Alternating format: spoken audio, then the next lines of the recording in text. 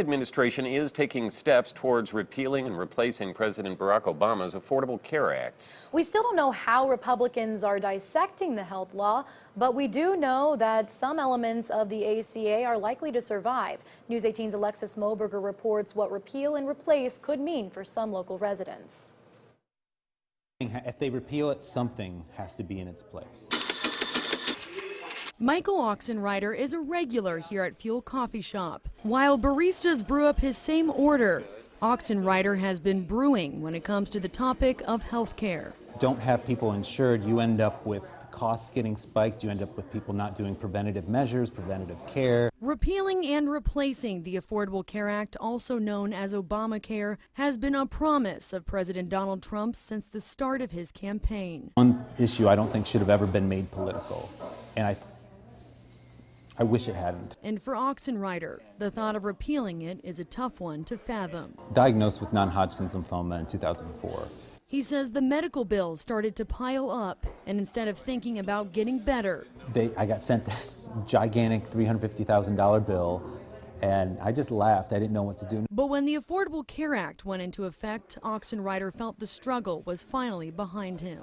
Oxenrider was cured of cancer before the ACA took effect, but he says under Medicaid, bills were cheaper, and he scheduled more preventative checkups. I probably cost the government $1 million, and I don't know. At some point, I guess people have to make a decision on whether or not they want, how much is a human life worth? But a few seats down, Timothy Day steams at the thought of Obamacare. From a conservative point of view, the government really has no business telling you what type of insurance you can and can't have. Day says he hopes the ACA is repealed. And hopefully I'll be able to get some kind of basic insurance. Day hasn't been covered for the last 3 years. It's something he blames on Obamacare. They said basically that I was in this coverage gap. He didn't qualify for Medicaid, but he couldn't afford a basic insurance plan. But it will be a while until the repeal vote is taken. Even though there's claims that it helps people, it is hurting a lot of people.